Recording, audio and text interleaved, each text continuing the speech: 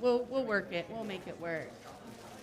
We'll make it work. We can just do stacks or whatever we need.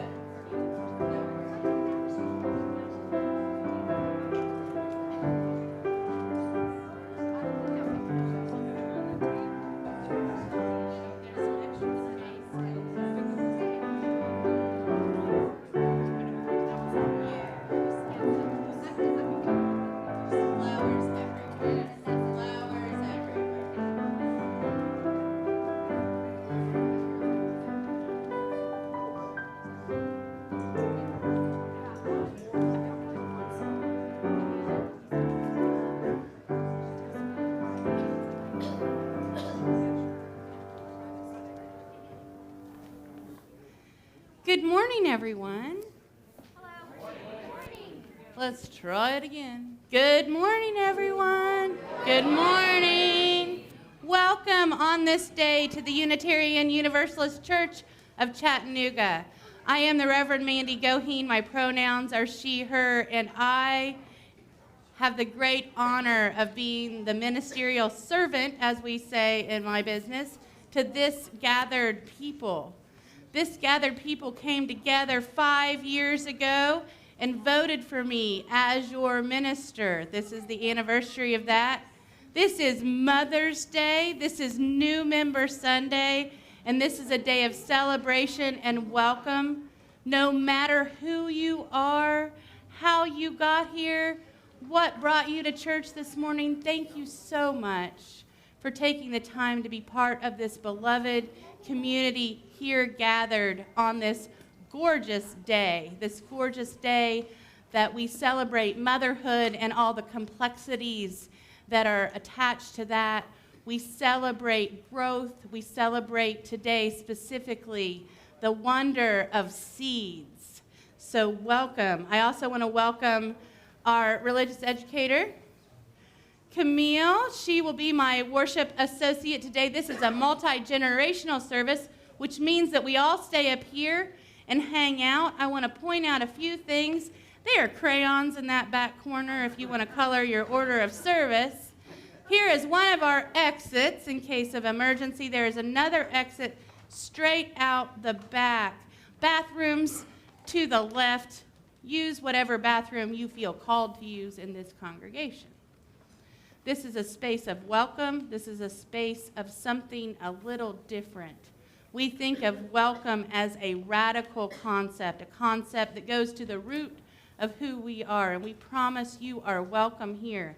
What we do not promise is that everything that comes out of my mouth will be 100% comfortable. Hopefully you will have a little challenge in what you hear, and you'll have great folks to share those thoughts with after the service, because we're going to have some cupcakes and conversation at the end. So we have a chalice lighting. Will you light our chalice for us today? I've lost my clicker. Oh, there it is. Oh, land acknowledgments. Let's start at the beginning. I'm going to come down here. We acknowledge that this is not originally our space. We acknowledge that this is a complex space where this church dwells and gathers. Please join me in the land acknowledgement. At UUCC, we acknowledge that our church sits on Cherokee, Muskogee, and Yuchi land. Now the chalice lighting. In the truth and the warmth of love, we gather to seek, to sustain, and to share. If you come here on multiple Sundays, service is never quite ever in the same order.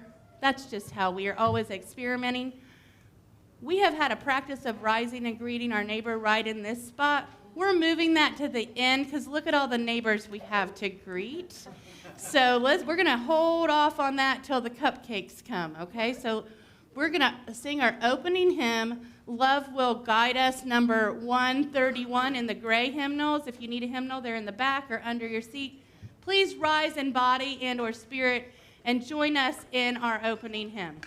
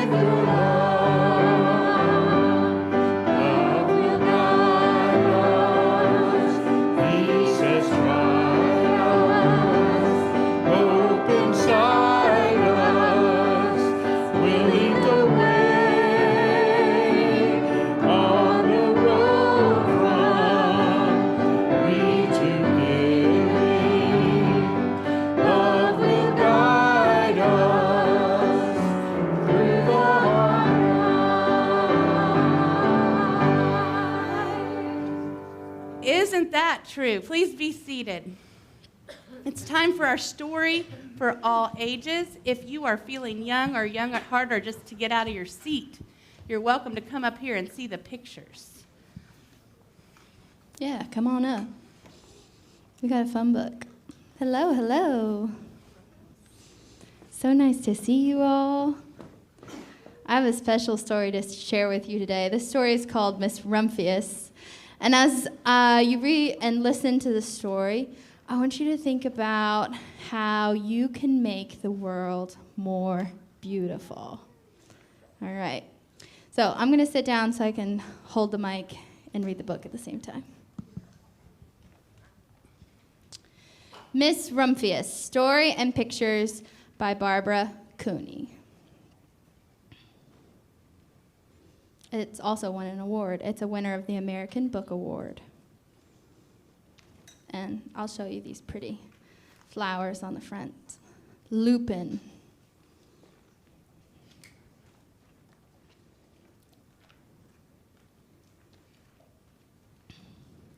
The Lupin lady lives in a small house overlooking the sea. In between the rocks around her house grow blue and purple and rose-colored flowers. The Lupin lady is little and old, but she has not always been that way. I know. She is my grand-aunt, and she told me so. Once upon a time, she was a little girl named Alice who lived in a city by the sea. From the front stoop, she could see the wharves and the bristling masts of tall ships. Many years ago, her grandfather had come to America on a large sailing ship.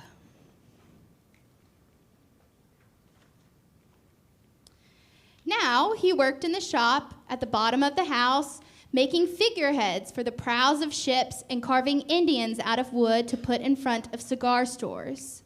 For Alice's grandfather was an artist. He painted pictures, too, of sailing ships and places across the sea. When he was busy, Alice helped him put in the skies.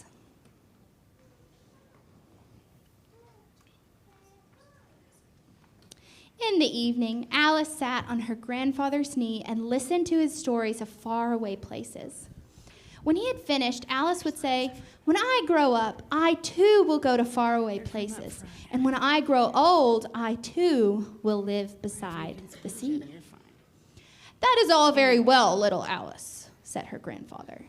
"But there is a third thing you must do." "What is that?" asked Alice.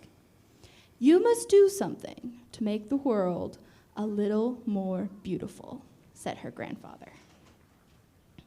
"All right," said Alice, but she did not know what that could be.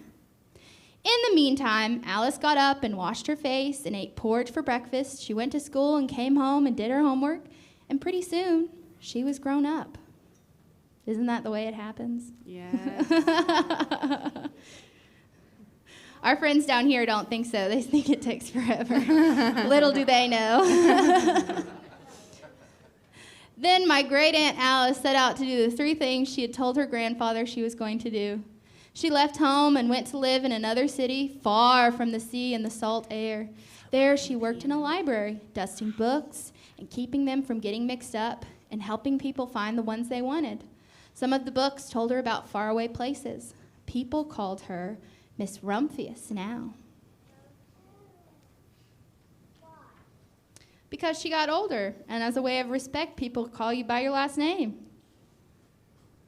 Sometimes she went to the conservatory in the middle of the park. When she stepped inside on a wintry day, the warm, moist air wrapped itself around her, and the sweet smell of jasmine filled her nose. "This is almost like a tropical isle," said Miss Rumphius, "but not quite." So Miss Rumphius went to a real tropical island where people kept cockatoos and monkeys as pets. She walked on long beaches, picking up beautiful shells. One day, she met the Bapa Raja, king of a fishing village. "You must be tired," he said. "Come into my house and rest." So Miss Rumphius went in and met the Bapa Raja's wife. The Bapa Raja himself fetched a green coconut and cut off a slice of the top so that Miss Rumphius could drink the coconut water inside. Before she left, the Bapa Raja gave her a beautiful mother-of-pearl shell on which he had painted a bird of paradise and the words, "You will always remain in my heart." Maybe those are his grandkids, or maybe they're kids of the village. "You will always remain in mine, too," said Miss Rumphius.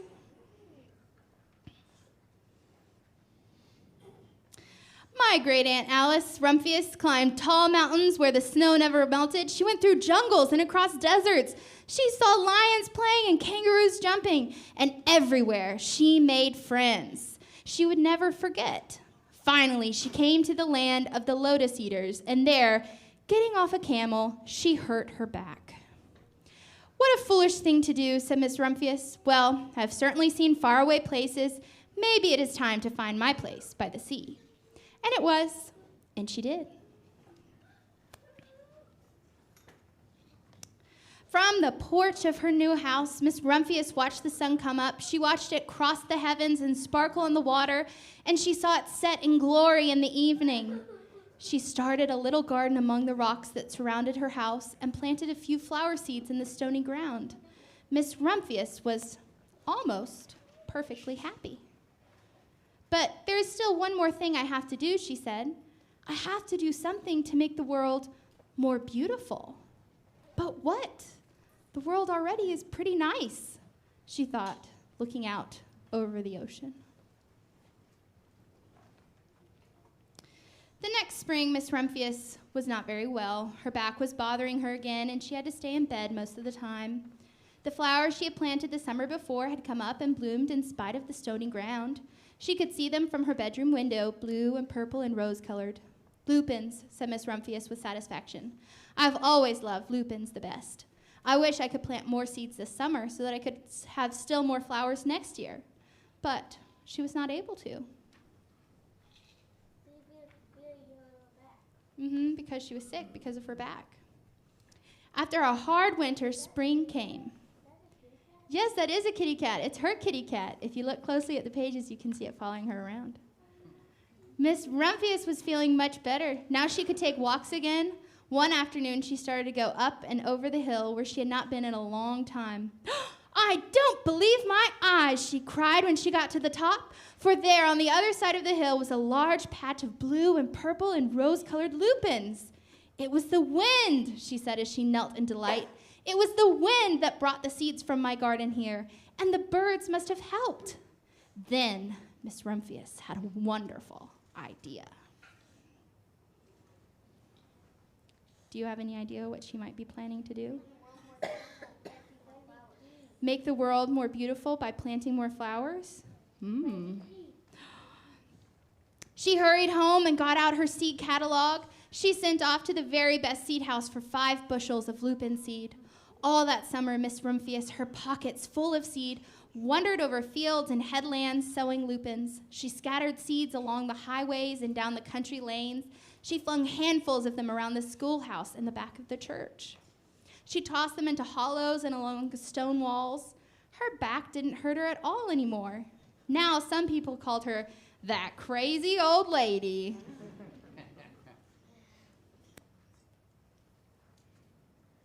The next spring, there were lupins everywhere.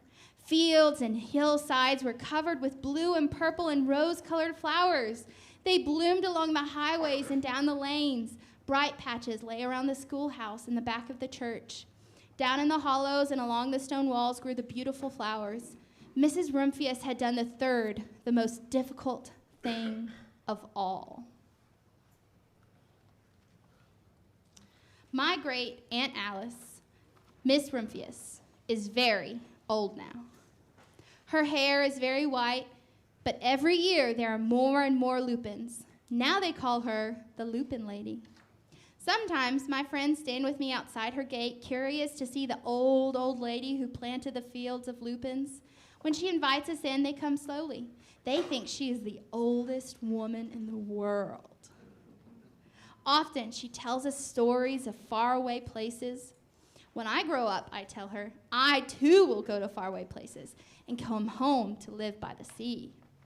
That is all very well, little Alice, says my aunt, but there is a third thing that you must do.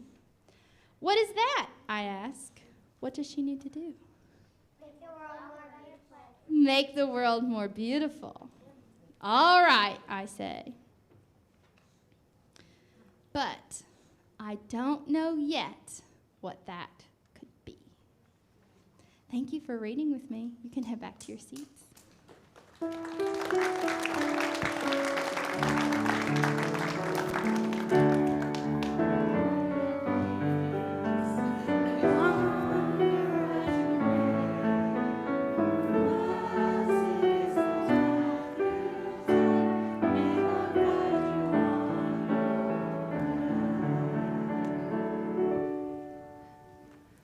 I think we're just singing people back to their seats on days we don't have religious education, and I sort of love people know the words to that. Who here has a mother? Well, oh. I should hope so. Living or deceased, let me clarify. Problematic or loving, let me clarify. Some of us want to be mothers and struggle with our bodies and our fertility, and sometimes that leads to adoption. That was my journey to motherhood. Some folks make choices not to be mothers, which is just fine too. So when we acknowledge mothers, we acknowledge that mothers are as diverse as these flowers in front of us. And our relationships are as diverse as these flowers in front of us. I woke up this morning with my own mother in my home, and I was just filled with the idea that, A, how lucky I am that she is here with me still in her physical body, and also how lucky I am that we have a good relationship, because I know that's not the case for everyone. And I just want to acknowledge how special that is. How special it is that we're friends as adults. I also want to acknowledge that sometimes when people make decisions or choices to not be mothers, that is also affirmed in this community, regardless of how that choice is made. This poem is called, this poem-ish thing, this reflection is called Honoring the Bouquet of Our Mothers. Today we pay homage to our mothers, the women who birthed us and watched us grow, wiped our noses and stuck Band-Aids on our knees and kept their fingers crossed that all would turn out right. The flowers here are arranged are a visual delight, and they are testimonies to your mothers and mine, our collective mothers, all of them. See how unique they are, how different from one another. What an impressive array. Each flower is here to remind us about the particular woman or person who identified as female that took care of us and the indelible impression she made on our lives. Some mothers are like forsythias, spilling over the neighbor's fence, almost unbearably cheerful, energetic, and determinedly curious, insinuating things that aren't true and putting themselves into our lives, sometimes at our resistance. Some mothers are like daisies by the side of the road, humble, perhaps a little frayed around the edges, fretting as they pick at their clothing. Does he love me? Does he love me not? Some mothers are like irises in formal gardens, austere and complicated, holding themselves back as we try in vain to discover what's really inside. Some mothers are like roses displayed on a trellis, lovely and sweet-smelling, sure of their favored place in our hearts. Some mothers are like thistles in a field, their sharpness wounding us as we try to get close. Some mothers are like violets coming up in the lawn, unassuming but tenderly loyal, always there regardless of how we take them for granted. Some mothers are like ivy on a brick wall, holding us too tightly, unwilling and unable to let us go. Some mothers are like beds of peonies, blossomy, overdressed, embarrassing us with their lavishness and lipstick marks they leave on our cheeks. Some mothers are like lilac bushes beside the kitchen door, welcoming, familiar, reminding us that we can always come home again. Living or dead, perfect or flawed, gorgeous or plain, they are our mothers, and they, I hope, did the best they could. Our feelings about our mothers are probably complicated as this arrangement of flowers that we see before us. Let us love them for what we can love in them and honor them the best we can, flawed as we are too. From them we were given the gift of life. Let us say thank you, each in our own way, as we worship together today. And now I would like to invite the choir up.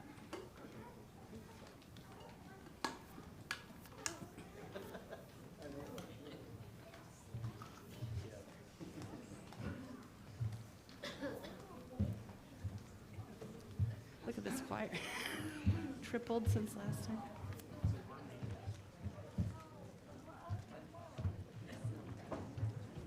The whole church got up to be quiet. I love it.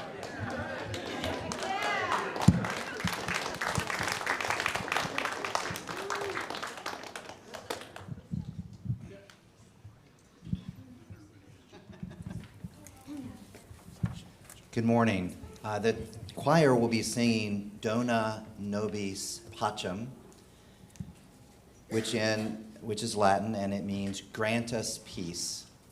You will notice in the song sometimes we're asking gently, and sometimes we're urging that peace be granted to us. So we're going to sing the song 3 times, 2 times through by the choir, and then the last time we were asking the congregation to join us. You will know it's the right time because Layla is going to turn around and ask you to join us.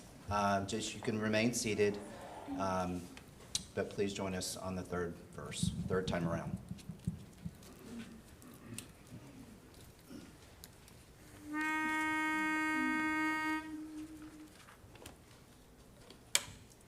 Dona nobis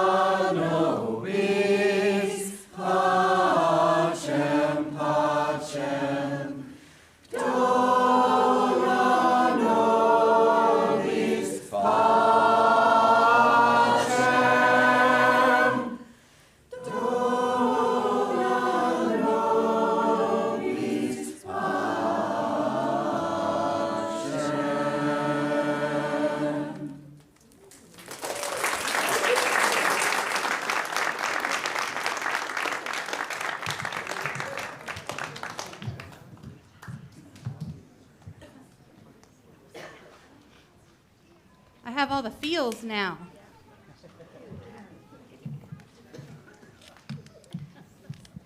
And just to acknowledge that our prayer is for peace into all war and release of all prisoners, I'm lighting the white candle to represent that.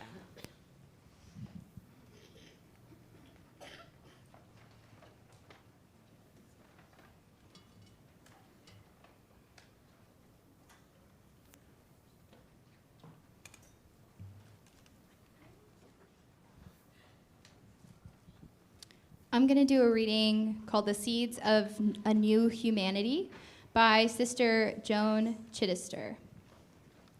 The mystic, Julian of Norwich, holding an acorn in her hand in the 14th century, said of it, "In this is all that is. The earth shakes at the thought of the simple truth of it. In every seed lie the components of all life the world has known from all time to now. In every seed is the reckless, electric, confounding power of creation made new again. In every seed is the gift of life to those seeking life, wanting life, denied the kind of life that is full of energy, full of hope. But the hope is a tenuous one, a sacred one to be treated with awe for fear of our own failures to protect it. Seeds are the one thing that are the only genuine promise we have of the future. Even if I knew what the world would end tomorrow, Martin Luther wrote, I would plant an apple tree today. It is an insight that defies despair, that promises new life in the midst of the old. It is a beacon that cries out for commitment in an age such as ours, when the seeds of destruction among us, greed, power, and control, are in mortal struggle with the seeds of life. In our time, death is king. The forests die for the sake of loggers. Great fish die for the sake of caviar. The fields die for the sake of fracking. The air dies for the sake of oil. Humanity dies for the sake of money. And people die for want of the food that all these things threaten. And now, so accustomed have we become to destruction in the name of progress, we are on the brink of commercializing seed, of politicizing seed, of monopolizing seed, of genetically modifying seeds for the sake of someone's control of creation, of making seed the new military weapon of the 21st century. In every seed lie the components of all life the world has known from all time to now. It is all a matter of valuing the money we can make today more than we value the life that is meant to come. But the problem is that we ourselves are all seeds too.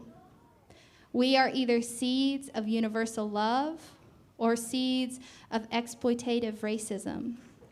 We are seeds of eternal hope, or we are seeds of starving despair. We are seeds of a new humanity, or we are the harbingers of humanity's decay. It is a choice, a conscious choice that depends on what we see in seeds and how we treat them and whose we think they are and what we will do to keep them safe and available, or not. We are the seed of our own life to come, and the life of the planet as well. Indeed, in the seed is everything that is.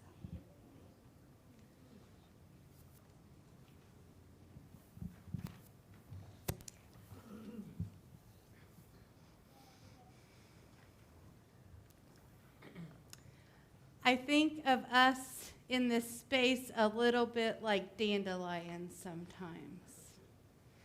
And I think of a cringing person who keeps extremely good care of their yard, sterilizing it perfectly green.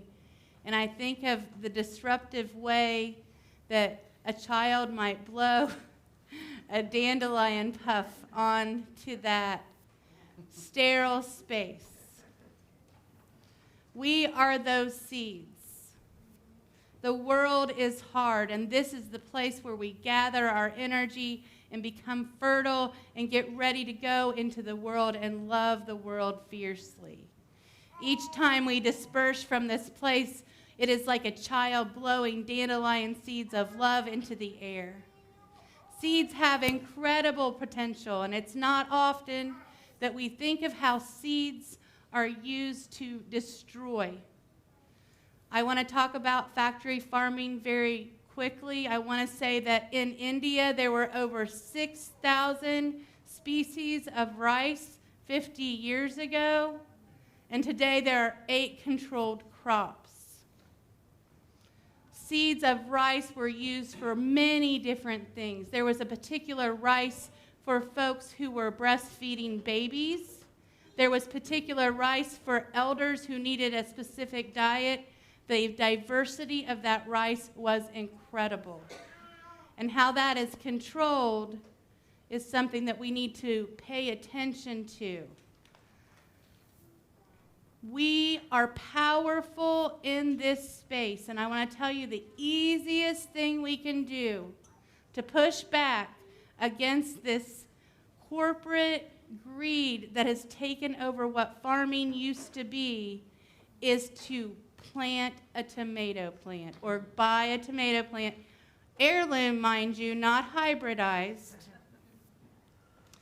And I just want you to think about how radical it would be and how disruptive it would be if everyone in this room had a tomato plant on their porch or in their yard or in their garden and bought 5 less tomatoes from that corporation and from that process. Those don't really taste like tomatoes anyway, let's be honest. I'm from Ohio. Tomatoes are amazing. They are the best. Everybody kind of thinks the tomatoes from where they're from maybe taste the best. It's part of what we're attached to. I'm kind of allergic to tomatoes, and I don't even care in the summer. I just want to have a sandwich with a big juicy tomato on it. But what if we thought about that tomato plant as justice? What if we turned it into the context of that one tomato plant wasn't just filling us? That one tomato plant was reducing the amount of carbon emissions from tomatoes being shipped to Chattanooga. One tomato plant, one cabbage, one lettuce, whatever. You don't have to be a gardener to love something. You don't have to be a gardener to grow one plant and care for it. And I promise that it is part of our human nature and the way that we love to nurture and grow seeds. Now, I'm not so good at houseplants. They're almost at the end of their rope. It's time for them to go out on the porch and revive in the summer. Sometimes I'm a little hard on them. I don't always successfully grow the plants. Sometimes I say I'm a compost gardener because most of what I grow winds up in the compost pile, but it is the effort that is important, and it is taking a chance on the world. Think about just by growing a tomato plant, you're taking a chance on the world to love the world that much. And what if everyone in this church told all their friends to grow one tomato plant, who told their friends to grow one tomato plant? You know, we could have a tomato revolution in Chattanooga. It would be awesome. But I just want to remind us that sometimes it's the small acts of kindness to plants and the environment that we don't even acknowledge that really make a big difference. I urge you all to find out more about how GMO farming has created disparity in farmers and restriction. There are some farmers who are not allowed to maintain their own seeds or change them because of contracts they've signed for their fields. My mom, who's sitting here, once said, some farmer was saying, "This corn's great, it doesn't even get worms." And my mother said, famously, "Why would I want to eat an ear of corn that a worm wouldn't even eat?" Right? That is the sign, right? Has anybody had a loaf of bread that just didn't mold and you wondered how it could be so old? Right? Right? That is the sign of that genetic modification that we can push back on. I'm not asking you all to go bake bread and grow a big garden. But we can change the world one tomato plant at a time. Will you join me in that? Yep. All right, let's do it. Let's change the world. May it be so. May it be so. This is, like I said, a very special Sunday. This is our new member Sunday. And what's important to this congregation, this group of gathered people, in whatever context it is, on whatever day, is our covenant. It is what we use to get along in the world. It's what we use as a guide for our mission to care. It's really helpful. And the thing I like about our covenant is sometimes in the outside world, sometimes a little bit of it will pop into my mind. If somebody's being particularly hard to get along with, I'll just mutter under my breath, "Begin again in love, begin again in love." It's very helpful. I want to ask people who have signed the book recently or are getting ready to sign the book to please rise, if you will, are willing and able. So come on. Look at that. Look at that.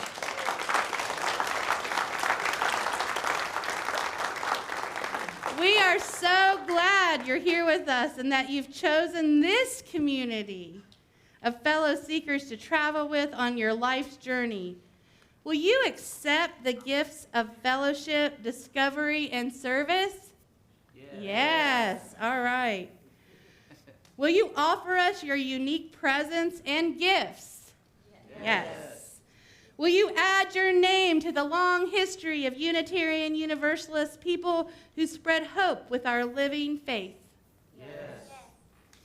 Will you engage with us as we seek to create a community and a world dedicated to love and justice.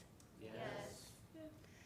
Now, I would invite the new members, people who are joining, to say the covenant with me first. We're all going to say it together, don't worry. But I'm going to invite you to enter into this covenant first by speaking it with us. Are you ready? Let's go. So, new members, we journey together bound in the interdependent web of existence. We embrace diversity, own our conflicts, and assume good intentions. When we fail, we begin again in love. Justice and compassion shall be our watchwords, and beloved community our goal. Congregation seated who are longtime members and friends, do you accept these folks into our midst as new members? Yes. Yay! Can we all say the covenant together now? Let's do it all together. Ready? We journey together, bound in the interdependent web of existence. We embrace diversity, own our conflicts, and assume good intentions. When we fail, we begin again in love. Justice and compassion shall be our watchwords, and beloved community our goal. And the good people said, Amen. Let's give these folks a round of applause.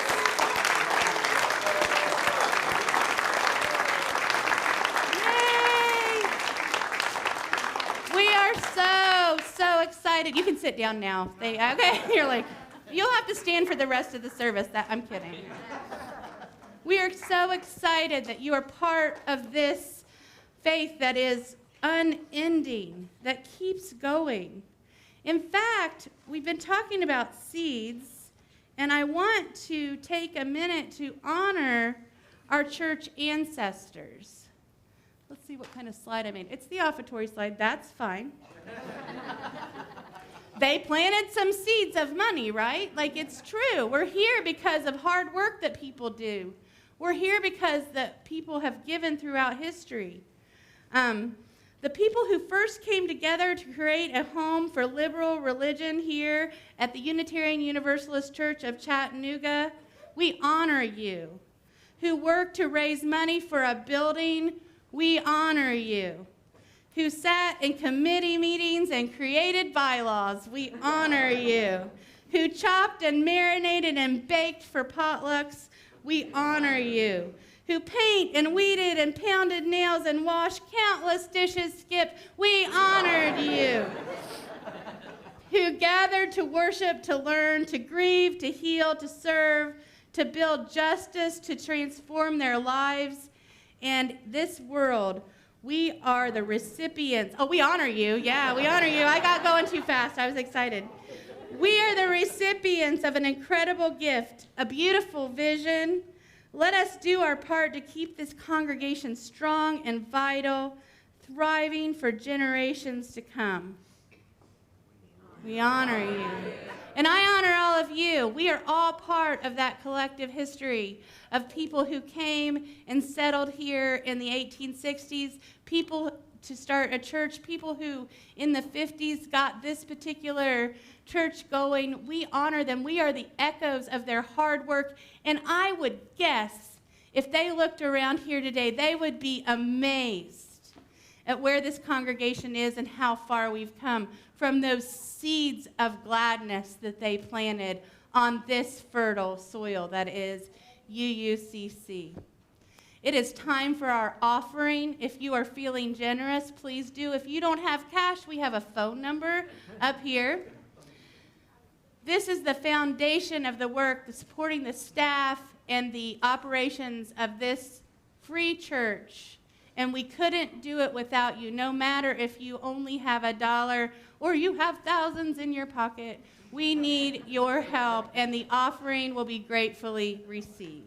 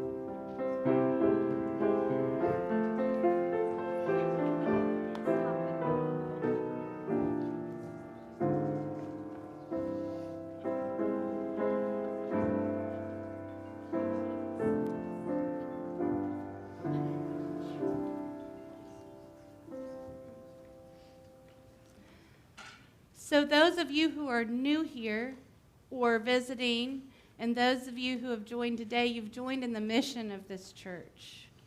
And the focus of our work for justice and the way we try to use our money as ethically as we can. And in that spirit, please join me in our dedication of our offering. We give these gifts freely, committed to our mission to care, create beloved community, awaken hearts and minds, resist injustice, and act with compassion, embrace life and care for the earth. To this work, we dedicate our offerings. And now what you've all been waiting for. If you haven't brought your flowers up, if you'd like to do that now. I saw a couple of flowers out there, and Camille's going to give us some history on what the flower communion is. Afterwards, I'll talk you through how we're going to do it. So you can use the pen, you can put them everywhere. We got flowers all around. There we go. I'm excited to share with you the history of the flower communion if you're not familiar with it. It's a very special UU tradition. And Norbert Chapek is Chopik. really Chopik. I'm sorry. That's okay. Chopik. I had to learn that in seminary, how to say that right. Norbert Chopik is a real life Misrumphius. He really wanted to share beauty and make people's lives better. So he was born 153 years ago in June of 1870. He grew up in troubled times in Europe, and during World War I, his safety was threatened because he spoke out against those who tried to restrict freedom of worship. So he and his wife came to America, and he discovered Unitarian Universalism. And so he became a Unitarian minister. Once the war ended, he wanted to return to share his love for Unitarianism with the people of his country. And so his country is now Czechoslovakia, I'm sorry, that's a hard word for me to say. And he returned to the city of Prague in 1921 and started a brand new church, which grew steadily as more and more people came to listen to Reverend Norbert's sermons. He was known for his uplifting hymns and welcoming community. Chopik knew that during these hard times, people needed something even more special. He wanted a religious ritual that would bind his diverse community of people together in hope and care. So what kind of ritual could he create to help his community heal wounds and unify people? He looked to the beauty of nature to find a solution. And so for this special ritual, he asked everyone to bring a flower to church, just like you all did today. It could be from a garden, it could be a wildflower from the side of the road, a twig, a leaf, it could be from anywhere. As people entered the church, their flowers were collected in large vases. The congregation arranged the flowers into a beautiful bouquet, and at a special point in the service, the children brought forward the truly spectacular bouquet. The flowers were consecrated with prayers and hymns written by Reverend Chopik. At the end of the service, everyone was invited to take a flower home. But they were to take home a different flower than the one they brought. And they were to take flowers just as they came, without regard for where they came from or who had brought them. This was the first service of what would come to be called flower communion. Reverend Chopik wanted the diverse flowers in his communion to symbolize the diverse people of his community.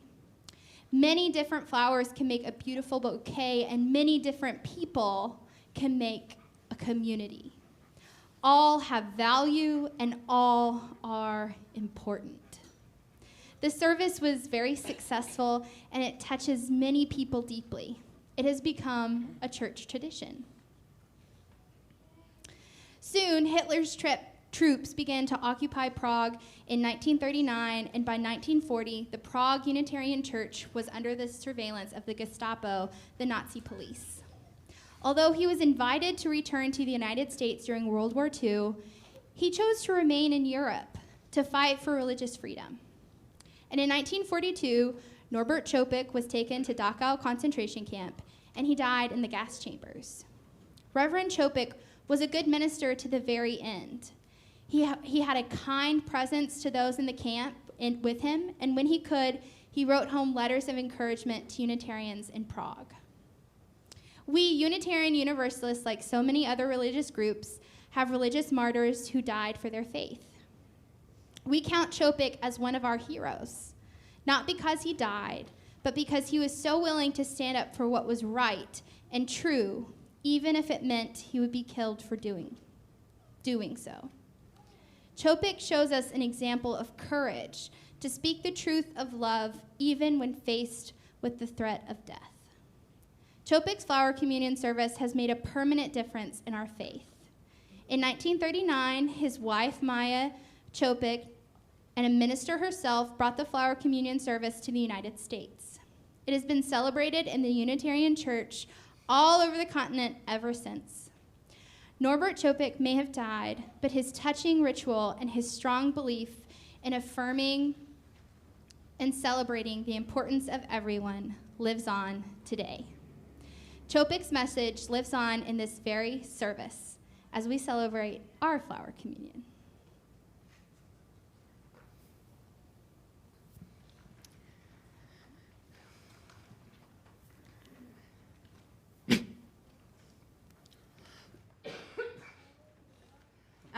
Now I'm back.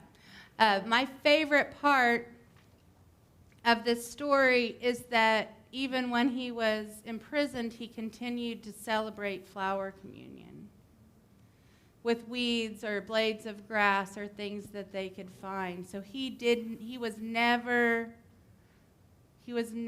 crushed as far as the strength of his faith and his belief in the importance of the diversity of people and in the inclusion of all religions. In fact, how this flower communion started was he was trying to figure out how to have a church full of Catholics and Jewish people and Protestants. Sound familiar? Yeah. He wanted a space for people who had no belief. Sound familiar to some of us? So it is so special and so important that we celebrate this. And so we're going to try, because it's going to be a little wild, but we have good manners, right? We're going to try to come up here and pull some of these bouquets apart, and everybody get a flower, whether you brought one or not. We can help each other handing them out.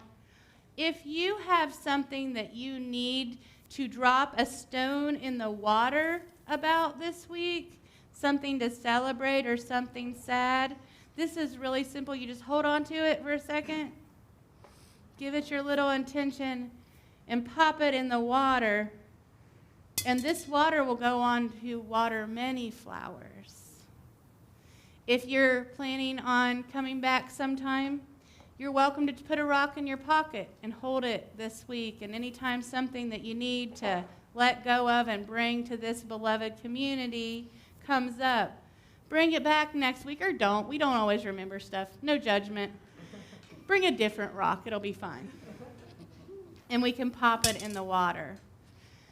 These are complex times where doing things like today, sharing flowers amongst many different kinds of people with many different backgrounds, honors the heritage and the fight, quite frankly, for religious freedom that has always been part of our tradition.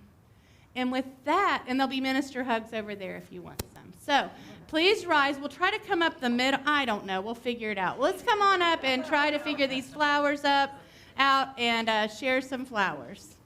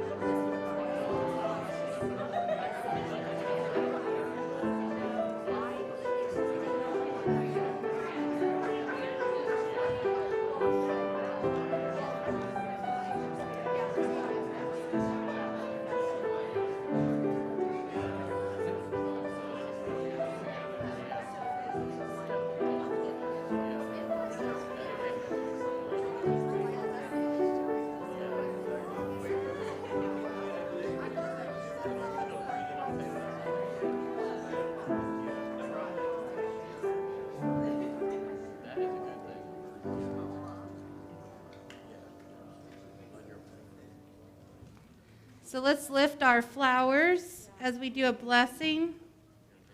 Within our hands, we hold the resurrection of the world. Transient and imperfect, these blossoms are still a gift of the infinite value, like ourselves. Too often we seek permanence and perfection, resisting change, attached to our shortcomings. We become caught up in the petty issues and routine activities of our daily lives. May these flowers serve as a reminder as they allow themselves to open to the heavens, for to spare their imperfections, they still have integrity. And though they are transient, they contain the seeds of transcendence, like ourselves.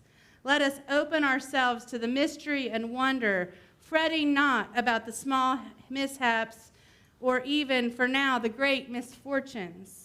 For the resurrection of the world is at our fingertips. The resurrection lies within us. Let us hold a moment of silence.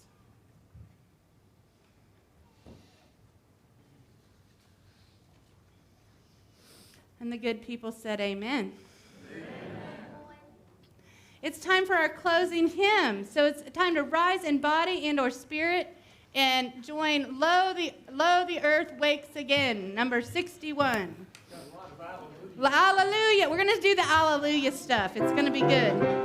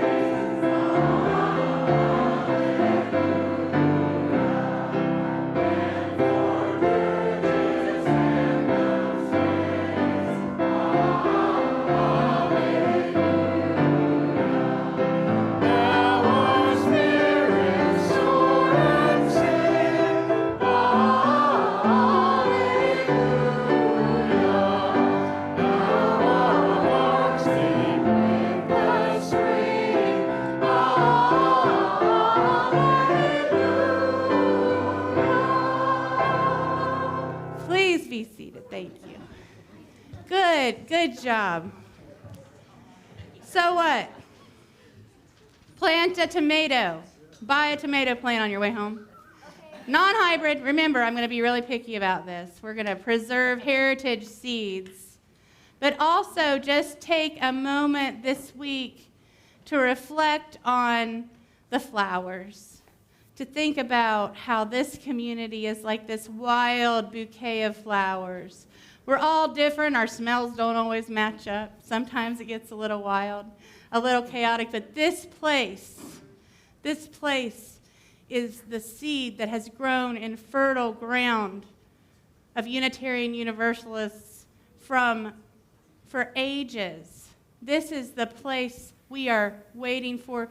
You are the ones we have all been waiting for. This is the time to plant seeds of love.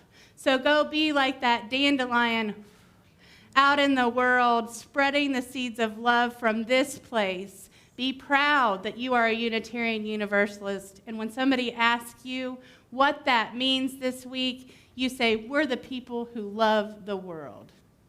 May it be so.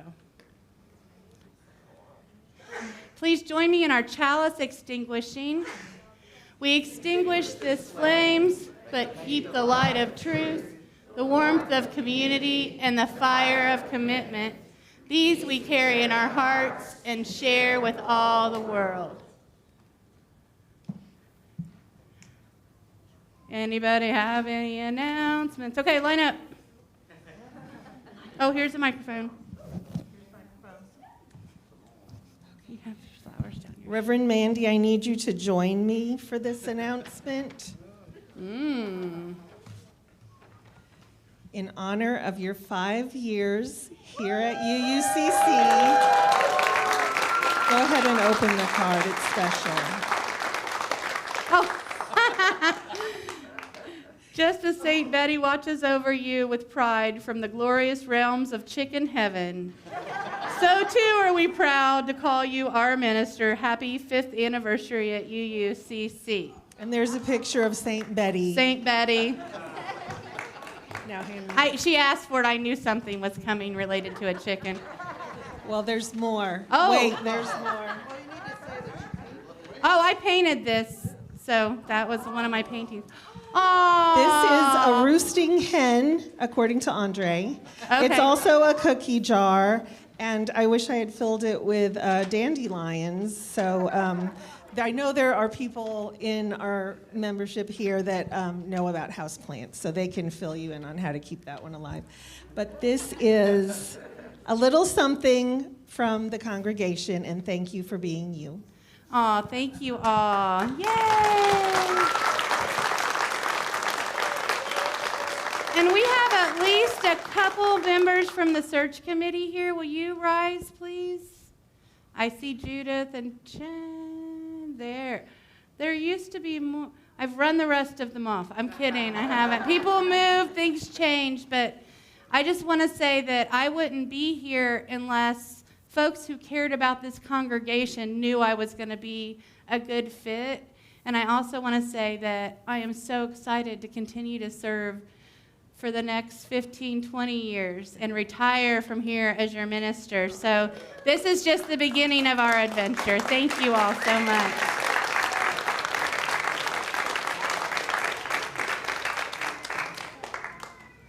Any less awkward announcements? Do I have? Oh, there it is. Hello, I'm Jen, she, her. 1 week from today, next Sunday, May 19th at 6 p.m., we will be gathering here for anyone who is interested in earth-based spirituality of any kind. There are many flavors, so if your path falls under that banner, please think about coming to join us. It's just a little meet and greet. There will be cookies. And we're just going to get to know each other a little bit and talk about what we might want to do here in the future at UUCC. Fair warning to the introverts, there will be an icebreaker. That's all. And, oh, we have more. Oh, good. Yeah, there, get it. Get it. Okay, oh, you're in line. It's on. Jan Brooks. I'm on the Social Justice Committee. I invite you to plant more seeds of change by nominating locally based organizations to receive our monthly Donate the Plate. The nomination sheet is on the social justice table, which is just outside the church office.